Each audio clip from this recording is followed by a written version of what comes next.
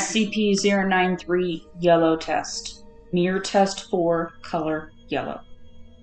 D-Class subjects no longer authorized for testing. Testing focus has been shifted to data collection after analyzing the articles brought back from the previous 3 tests to better understand the fate of the world accessed by SCP-093 and determine if safeguards or practices are required for our own world.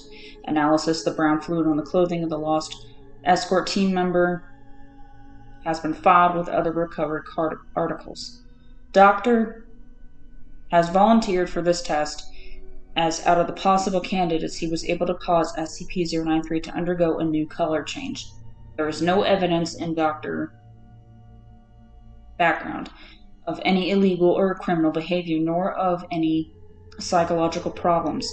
The percentage of the mirror, the view changed to that of a cubicle office environment. For this test, Dr. opted to use the wireless video system and forego the pulley return system, stating he was confident he would be safe as none of the portal creatures had been witnessed within a building where the mirror's destination showed. Video feed commences after Dr. has crossed the mirror. As with prior tests, SCP-093's current color yellow tinges all video material. Camera flickers to life and pans across a series of plain white cubicle constructs. Approximately 30 are visible. At the far end from the point of entry is an office module built into the wall with frosted glass walls and a glass door. Dr. approaches this door and investigates the etched writing on it. Senior Manager Stanley Milamitz. The door is unlocked. Dr. enters the office and examines the desk. A coffee cup is on the desk, a dark brown stain covering half of the inside as the liquid evaporated. There is a donut on a plate, which Dr. picks up and lobs at a wall. On impact, it thumps like a rock and falls. A file cabinet in the corner of the room draws Dr. attention, and he goes through each shelf one at a time, stopping in the second drawer and taking out a file, then going back to the first and taking out 2 others. Continuing to the third and fourth drawers, he withdraws 4 additional files and spreads them all out on the desk. Files are blue filing folders, and he points with his finger and camera at a symbol on each of praying hands, stating aloud for the camera that all other files are stored in yellow folders. The blue folders are placed in the fill kit. Camera attention is turned to the PC on the desk that is logged in and functional. Dr. comments aloud, wondering where these devices are getting their power from, as he has noticed no power outlets.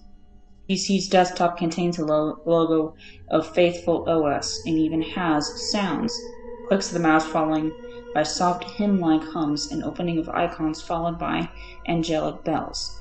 The PC fails to yield any useful information to Dr., who abandons it and leaves the office. Approaching the other end of the office floor, Dr. presses a button on the wall for the elevator and enters. Finding he's on the 34th floor of a building having an unusual number scheme, the keypad layout goes from -115 to 115 and includes all floors. Before pressing a floor button, Dr.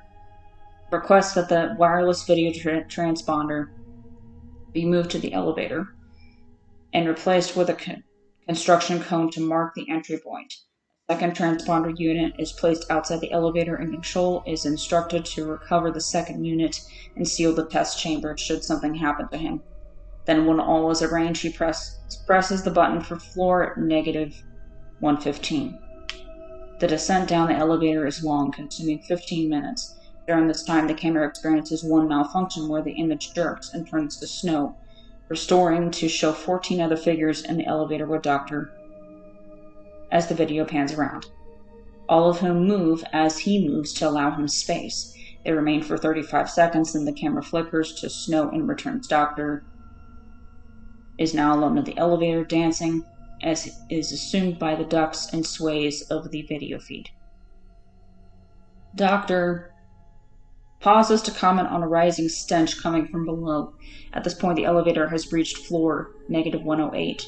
Dr. presses -110 to interrupt the descent down and exits when the floor When that floor is reached, the elevator doors open to an enclosed observation deck with several PCs and chairs. All PCs appear to have power. The ceiling to this deck is also glass, and above it another deck is visible.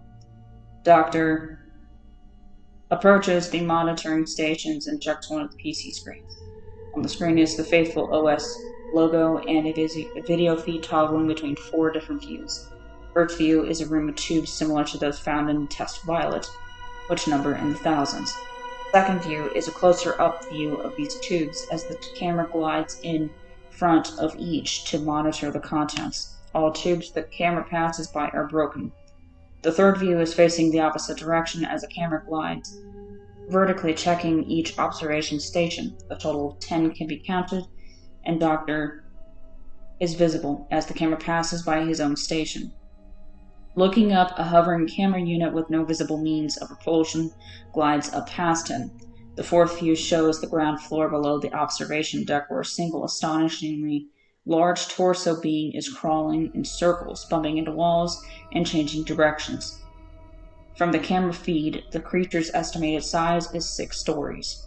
Returning attention to the contents of the PC, Doctor moves the video log aside to see a simple text editor that was hidden behind it. A printout of this text was recovered and filed in the field kit. The printout directed Doctor to a safe on the floor 54 and provided a combination. Doctor leaves the observation deck and proceeds to 54 without event, arriving on a cubicled office floor.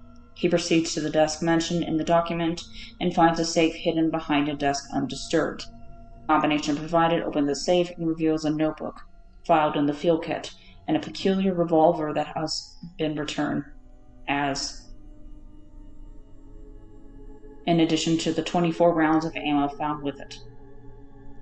Doctor proceeds back to the elevator without event and returns to 34. Given the sheer number of floors able to explore and the vital information obtained from the observation deck, the test is considered over and equipment is retrieved. Before returning through the entry point, Doctor investigates a terminal nearby that has power and finds it shows the exact same screen the one on -110 shows. It is theorized that the author of the note installed a network virus to propagate it through the building so any PC on that network would be found and the information discovered. Doctor returns through the entry point and the mirror returns to a reflective surface. All materials filed with other SCP-093 recovered materials. Analysis of and the ammunition for postponed for reason that it would require deconstruction of one of the rounds and they may be beneficial until testing of SCP-093 is resolved. Video ends.